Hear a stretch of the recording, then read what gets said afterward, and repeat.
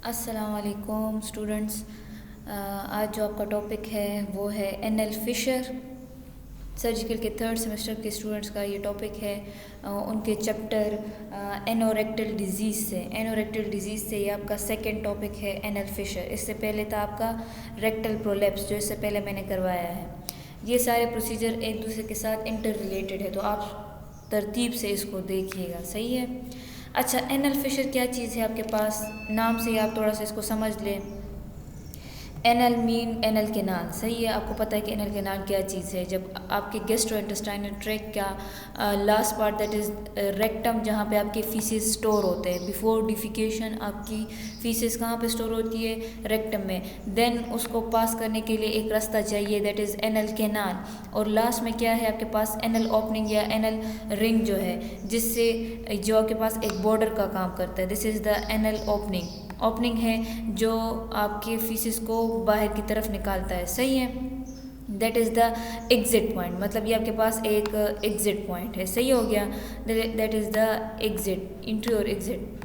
जिस तरह एंट्री होती है एक जगह, उसी तरह एग्जिट पॉइंट भी होता है। So this anal opening is the exit point for faeces, सही है। अब क्या है कि जब इस एनल केनाल में फिशर आ जाए, फिशर क्या चीज़ है आपके पास, फिशर आपके पास है टियर, पटाव, जिसको हम कहते हैं उर्दू में, जिसको कहते हैं पटना, सही है। जब आपका इस एनल जो स्किन है, जो आपके पास एनल ओपनिंग की जो स्किन है, उस पर कोई कट आ जाए, कोई टेयर आ जाए, कोई ओपनिंग आ जाए, इसको आप कह सकते हैं कि anal Fisher, anal cut, anal और कोई भी मतलब इसको नाम दे, मतलब इसके स्किन पे जब कट आ जाए तो उसको हम कहते हैं anal fissure. That is a crack in the skin जब क्रेक कर जाए, कौन सा स्किन, एनस का स्किन, एनस वाली जगह का स्किन जब क्रेक कर जाए, उसमें कोई कट आ जाए या उसमें कोई टेयर आ जाए, तो we call it as fissure. इसको हम क्या नाम देते हैं, इसको हम फिशर का नाम देते हैं, सही हो गया। अच्छा, नेक्स्ट आपके पास क्या चीज़ है, दैट इज़ हम इसकी डिफिनीशन थोड़ी सी देख लेते हैं। ये आपके पास क्या है, आपके पास गैस्ट्रोइंटेस्टाइनल ट्रैक्ट है, लार्ज इंटेस्टाइन है, ये आपके पास असेंडिंग कोलोन हो गया, ये आपके पास ट्रांसवर्स कोलोन हो गया, then descending colon, then sigmoid colon, then this pouch is rectum and this is the anus, सही है। तो ये आपके पास जो क्लोजअप में व्यू दिए है, तो इस एनस में क्या हुआ है, जो एनल ओपनिंग है आपके पास, इसमें अगर आप देख ले तो ये टेयर आ गया है।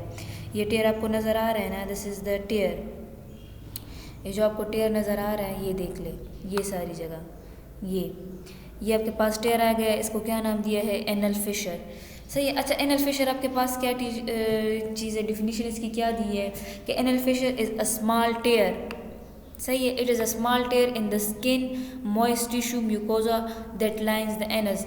म्यूकोजा, और जो म्यूकोजा है आपका, जो मॉइस्ट टिश्यू है जो आपके इस एनस को लाइन करता है, जो आपको इस एनस को बनाता है, जब उसमें आपके पास टेयर आ जाए तो उसको हम क्या कहते हैं, उस टेयर को हम कहते हैं कि this is the anal Fisher.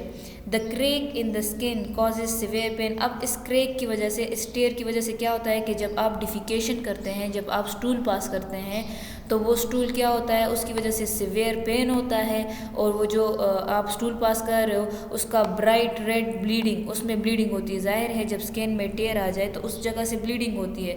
जब डिफिकेशन होती है तो वो ब्लीडिंग आपके इस फीसिस के साथ मिलती है, तो क्या कंडीशन आती है आपके पास, तो आपके पास मिलीना आता है, सही है। तो before and after the bowel movement क्या है, उसमें ब्राइट रेड कलर की ब्लीडिंग होती है, सही है। अच्छा, कॉजेज़ क्या चीज़ है, मतलब क्या कॉजेज़ है इस एनल फिशर की, तो सबसे most common that is persistent diarrhoea.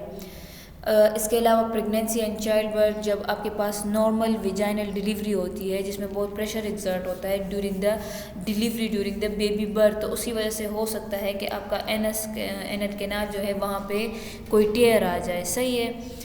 सो ये भी आपके पास कॉज हो सकता है। देन आपके पास है हार्ड ड्राई फिकल मटेरियल। जब आपकी डाइट इस तरह हो कि उसमें मतलब डाइट्री फाइबर्स आपने ऐड नहीं किए, तो उसमें आपके पास इस तरह होती, आपकी मेटाबॉलिज्म सही नहीं होती, तो वो जो आपके पास जो फीसेस बनते हैं तो वो हार्ड स्टूल मटेरियल होता है, और जब वो पास होता है तो वो इस म्यूकस लाइनिंग को, जो कि बहुत थिन होती है, तो उसके इंजरी के चांसेस होते हैं, वहाँ पे कट लग सकता है, वहाँ पे टेयर हो सकता है आपका म्यूकोजा, सही है। अच्छा, क्लिनिकल फीचर्स क्या होंगे, हमें कैसे पता चलेगा कि we got the anal fissure, हमारे पास एनल फिशर डिवेलप हो गया है। तो उसके फीचर्स क्या होंगे, सबसे पहले तो ये होगा कि पेन ऑन डिफिकेशन, जब आप स्टूल पास करोगे तो आपको पेन होगा। So that is the clinical feature of the anal Fisher. Next क्या है, ब्राइट रेड ब्लीडिंग, आपके फीसेस में क्या होगा, bright red bleeding. Faeces during defecation भी ब्लीडिंग होगी और उसके अलावा भी, क्योंकि वहाँ पे टेयर है, कट लगा है, तो उससे क्या होगी, ब्लीडिंग होगी। देन म्यूकस डिस्चार्ज, क्योंकि वहाँ पे इन्फ्लेमेशन के चांसेस हो सकते हैं, वहाँ पे कट लगा है और वो एरिया भी इतना क्लीन एरिया नहीं होता, तो वहाँ पे आपके पास इन्फ्लेमेशन के चांसेस होते हैं। Then you will get the mucus discharge.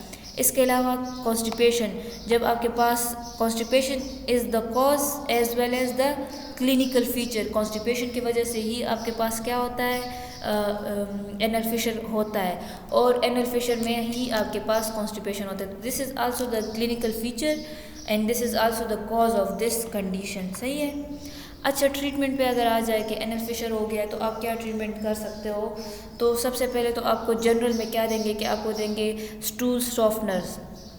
Stool softeners आपके पास मेडिसिन्स भी में भी अवेलेबल होता है। कुछ आपके पास ऐसे फ्रूट्स आपको रिकमेंड कर देते हैं जो आपके स्टूल को सॉफ्ट करते हैं, ताकि स्टूल सॉफ्ट होगा तो आपको उसके पैसेज में आसानी होगी, तो पेन नहीं होगा, उसको हीलिंग के चांसेस भी मिलेंगे। देन ड्रिंकिंग मोर फ्लूइड, जितना आप फ्लूइड ज़्यादा इंटेक आपका ज़्यादा होगा, फ्लूइड इंटेक आप जितना बढ़ाओगे, जितना आप उसको इंक्रीज़ करोगे, उतना आपके पास स्टूल जो है वो सॉफ्ट होगा, उसके पैसेज में आसानी होगी। Then taking fibre supplement, fibre supplement क्या करते हैं, आपके स्टूल को सॉफ्ट रखते हैं। इसके अलावा फाइबरस फूड लेंगे आप, रॉ फ्रूट्स एंड वेजिटेबल्स, ये सब कुछ क्या है, ये सब कुछ क्या कर रहा है, जितनी भी चीज़ें बता रहा है, ये आपके स्टूल्स को सॉफ्ट कर रहा है। स्टूल सॉफ्ट होंगे तो वो आसानी से पास होंगे, तो आपके उस कट को इतना डैमेज नहीं होगा और उसको हीलिंग के चांसेस मिलेंगे, ब्लीडिंग वहाँ से ज़्यादा नहीं होगी। अच्छा, एक्यूट फेज में क्या है कि जब अभी अभी आपका एनल फिशर डिवेलप हुआ है, तो उसमें एक आपके पास एक ट्रीटमेंट ये है कि आप क्या करो, अंडर एनेस्थीसिया आप 3 फिंगर्स डायलेशन करो। ये पेशेंट खुद भी करते हैं या फिजिशियन करते हैं। 3 फिंगर्स आपके इंटर करते हैं एनस कैनाल में और उसकी डायलेशन करते हैं with the fingers. This is not that much painful procedure. तो उससे क्या हो जाता है कि थोड़ी सी उसकी डायलेशन हो जाती है, तो स्टूल पैसेज आसानी से होता है और आपको पेन फील नहीं होता, but that is not the permanent solution for this thing. सही है।